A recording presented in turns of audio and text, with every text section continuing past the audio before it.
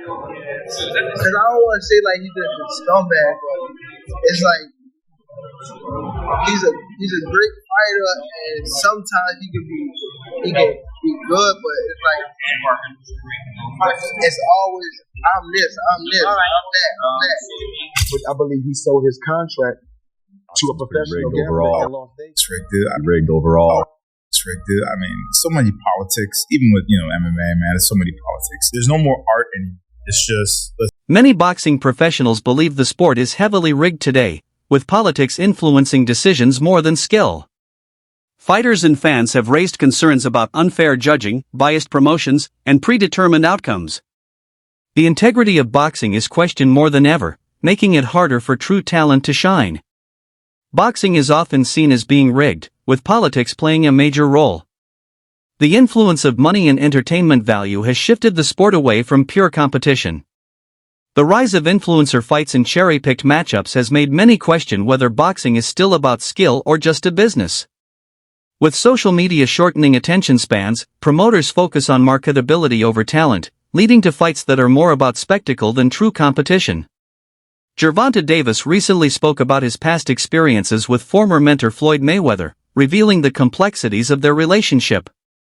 Davis suggested that Mayweather strategically managed his fighters to maintain control and gain financial advantages. He acknowledged Mayweather's success but also expressed a desire for more guidance from his former mentor, stating that he holds no bad blood against Mayweather but wished for more support. The concept of a prize fighter It don't make no sense. You don't never want to see nobody be better than him. I'm telling you. You know, next in line. This is your next in line. Is there like a Last question, guys. is there like a love-hate? Like yeah, I love the fighter. Like, I ain't gonna lie, if he was like chill, like he'll be the smoothest. But he's not. You know what I mean? He's a great fighter. And my bad.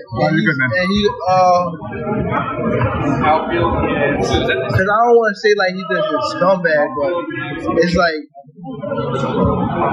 he's a great fighter, and sometimes he can be good, but it's like it's always I'm rigged overall. Boxing's pretty rigged overall. It's rigged. I mean, so many politics. Even with MMA, man, there's so many politics. There's no more art anymore. It's just, let's get an influencer in there. I get it. It's like generating money because our attention span is so short. You look at clips now, it's like 7 seconds. I saw a dude slamming a lady the other day, and they were like, oh my God, that dude is... I'm like, well, dude. I'm just going to pick somebody and slam them. Where's the whole video? And our attention span is just so small. So money talks, of course. Yeah, let's get an influencer in there who has no style, but it draws attention. It's just dumb. Floyd outdoing him.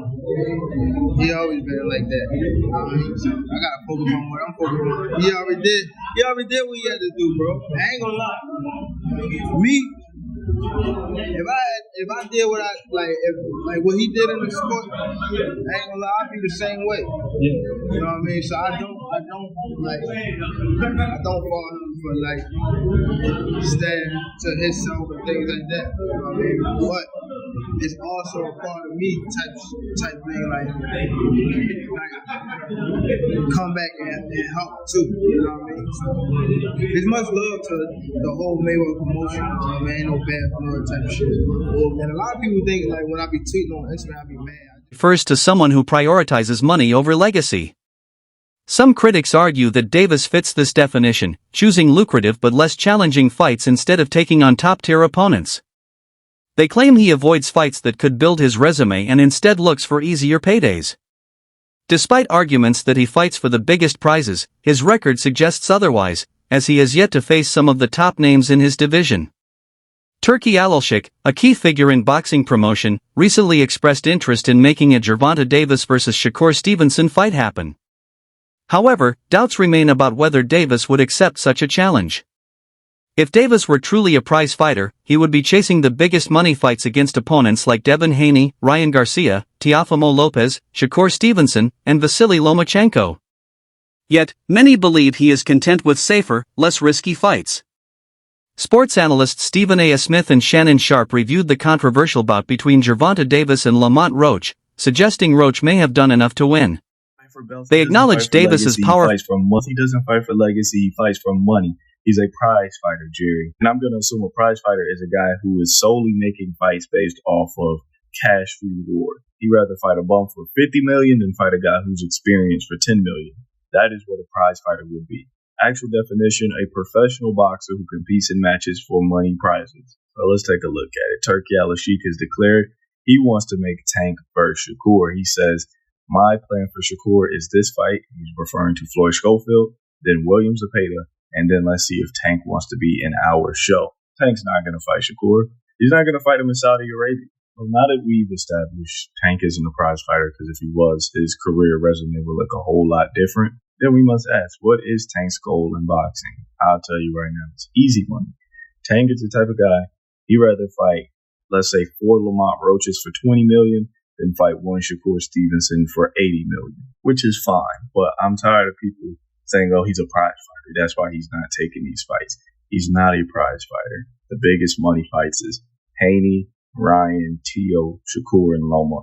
He's not even going to take half of those fights. So please, guys, all my Tank fans, all my guys who claim Tank is a prize fighter, that's why he's not fighting for the belts, please stop it. The guy's not a legacy fighter. He's not a prize fighter. He's just a guy who enjoys easy paydays. And like I said, there's nothing wrong with that. Just stop misleading people. Barclays said on Saturday night with a majority draw against Lamont Roach. Watching the fight, watching the punch, I think he's surprising. I think he's surprising with the punch and hit him in the wrong spot, the wrong place, and they caught him by surprise and they called him to go down. Regardless, when you take a knee, if you go back and look at when Floyd Mayweather fought Cruz, I think what was it, 2001, and he hit him on the butt and hurt his hand and he took a knee and they started the 10 count. Yeah, you can't take a knee. Boxing is about moving around, and there's a point where Tank and Roach decided, you know what, we tired right now. We finna sit here in the pocket and we finna bang. Well, them boy was throwing, boy. Roach came up. Roach normally fights at 130. He came up to 135. Hey, listen, they got a rematch. They got a rematch. That fight was good. And obviously, I've seen a lot of boxers come out and say, Tank lost. When I looked at the scorecard, I think maybe going into round 7, maybe 7 or 8, maybe 7. I think Tank was up from the scorecard. The styles make fights, and Lamont Roach's style made that fight what it is. And he made no mistakes, too, all night. Tank hit him with a couple good shots, but Roach didn't move. Tank would catch him. He would counter him right back. Hey, that jab, he kept him up off him. He didn't back down. And normally Tank starts slow, comes on, Roach said, I'm here to stay. I'm not sure what kind of conditioning Lamont Roach did, but whatever it is, I salute him. Everybody gets tired after round 7 and on, but his condition was up to par. They went to war all 12 rounds. I thought Roach won the fight. I thought even without the knockdown, I thought he won it. Roach was the more aggressive fighter. I would like to see them rematch at some point. What do the numbers say? The pay-per-view numbers are going to tell you if people want to see a rematch. Because if they came out and bought the fight, yeah, they'll get a rematch. If they didn't do or a referee stops contest, because look, there's no way a fighter could take a timeout and go get his, during the round. There's no way a fighter could say, okay, timeout, because he took a knee like a timeout kind of thing, and walk to his corner to wipe his face. That's fucking unheard of and never seen before. There's no way that's legal in boxing. It shouldn't have. When a fighter, we just seen it recently with Espinosa and Rubesis. Rubesis got hit with the right hand, and then he walks back and walks away, and the red right away walked it up. That happened with Laura versus Angulo. Exactly. It's over. It's over. So Tank doing that, took a knee. It should have right away. The ref should have started, counting as a knockdown.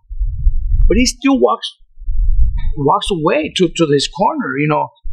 I'm actually, surprised that the ref didn't call it a knockdown, because he's a really good ref. Willis is a great ref, one of the best in boxing right now, and that was a big mistake. He should have counted as a knockdown. Like I told you, I wouldn't have been surprised if when he walked away, if he would have just waved it up, because that's walking away from the fight. Because of the yard, okay, well, during the break, tell the corner to wipe it up. You can't do that when the fight's going on. There's no way, nothing. You can't do that when the fight's going on. You can't time out, take a knee, and walk away. There's just no way. punches but pointed out that Roach responded just as effectively, raising concerns about the scoring. Many in the boxing community questioned whether the judges made the right call, reigniting debates about fairness in the sport. Gervonta Davis's recent fight ended in a majority draw, leaving many shocked. Watching the fight, some believe Roach should have been declared the winner. Despite a knockdown, Roach fought aggressively and maintained a strong pace. Critics argue that Davis didn't display the dominance expected from a champion, while Roach's conditioning and relentless effort made the fight competitive. Trainer Robert Garcia weighed in on the ninth-round controversy, stating that the referee should have ruled Davis's knee as a knockdown. According to boxing rules, fighters cannot take a knee unless suffering from a legitimate foul. Garcia was surprised by referee Steve Willis's decision, noting that such an oversight damages the sport's credibility. Some even argued that Davis's actions could have led to a disqualification. Coach Bernie also criticized Davis's performance, stating that he didn't defend his title like a true champion. He observed that Roach fought with more urgency, while Davis seemed content to go the distance without showing the hunger expected from a titleholder. The lack of aggression in the later rounds led some to question whether Davis was truly fighting to win or just coasting through the match. The outcome of the Davis vs. Roach fight sparked outrage, with many calling it one of the most controversial decisions in recent boxing history. Some argue that poor officiating and biased judging ruined what should have been a fair contest. Concerns about corruption in boxing continue to grow, with calls for better regulations to ensure transparency in future fights. Gervonta Davis later explained that he took a knee because something. And then Funk was looking at each other. And then finally, after Tank will be the one to throw the first punch. He felt like he wanted to retain his title. Lamont Roach felt like he was just happy to be there and get the success. He wasn't trying to take the title. He wasn't trying to take the title. And I'm saying that even from the last round, just even the last round, the final 20, 30 seconds of the last round, he wasn't throwing no punches. He looked at him and got caught with a jab. You can't close the show with a guy like that, with a guy like Tank Davis like that. Now, if he'd have had a knockdown or something, like a real knockdown or something, maybe he feeling, but you can't stop until the bell ends. You can't, even if you're being active and slipping and sliding and something, he just standing there looking at him. I don't know. I didn't understand that. I don't understand why fighters sit there and look at each other for a long time. Change the angle. Keep a rhythm in your way. Snap a jab. Do a feint. Ain't no need of you standing there looking at no man for 20 seconds in a fight. That don't make sense.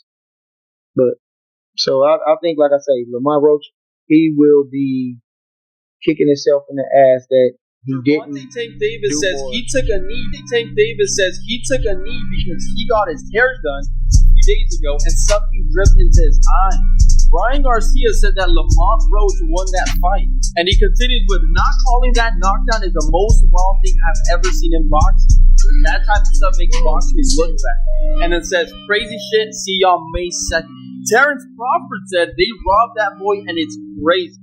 Roach won, and that should have been called the knockdown. Let's see what happens. Devin Haney says, I was waiting for the backflip.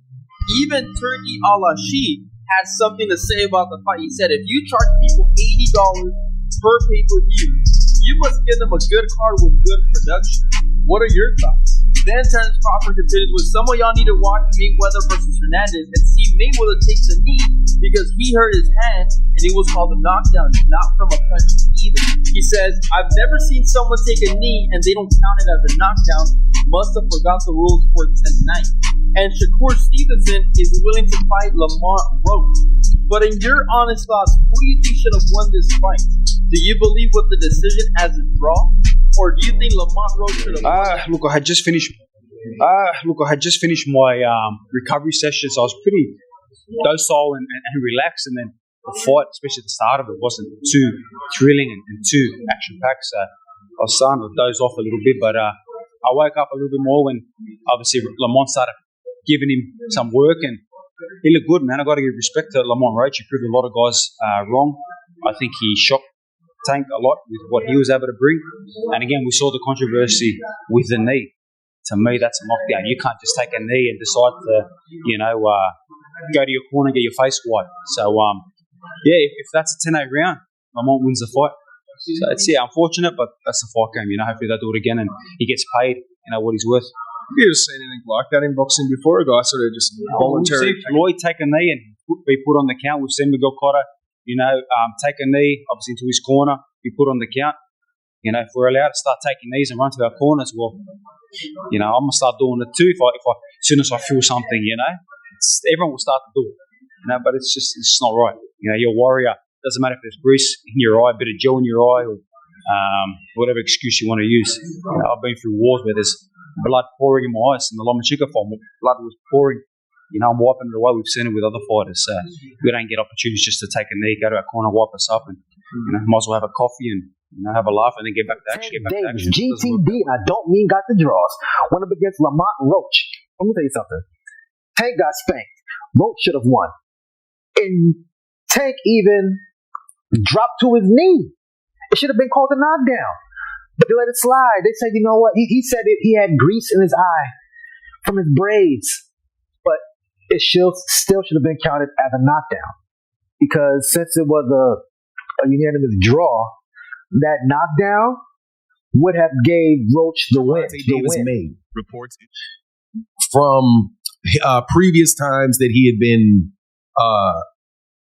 fighting. He made a change in trainers, but he also made a change in the location in which he was training. He went and had Barry Hunter from DC, from a gym called Headbangers in DC, as his head trainer, while Calvin Ford and Kenny Smith took a backup role. Gervonta Davis also worked out in Washington, D.C. Now, as you know, Gervonta Davis and Lamont Roach fought each other in the amateurs. Their teams know each other. The people know each other. They all know each other in the same circle. What was told to me was that Lamont Roach's team knew pretty much what Gervonta Davis was going to do and what his approach was going to be to the fight, because they knew what Gervonta Davis was working on in camp. That because he was in that same area, and it was the DC area, and Lamont Roach was a DC fighter, and Gervonta Davis considered DC his second home, but it's not a second home. There's a big rivalry between DC and one thing that's Baltimore. Kind of baffling is that it wasn't a knockdown. I mean, look, he wasn't hurt. There's no doubt about that. But if you take a knee in the fight and you touch down, whilst punches are being thrown, it has to be a knockdown.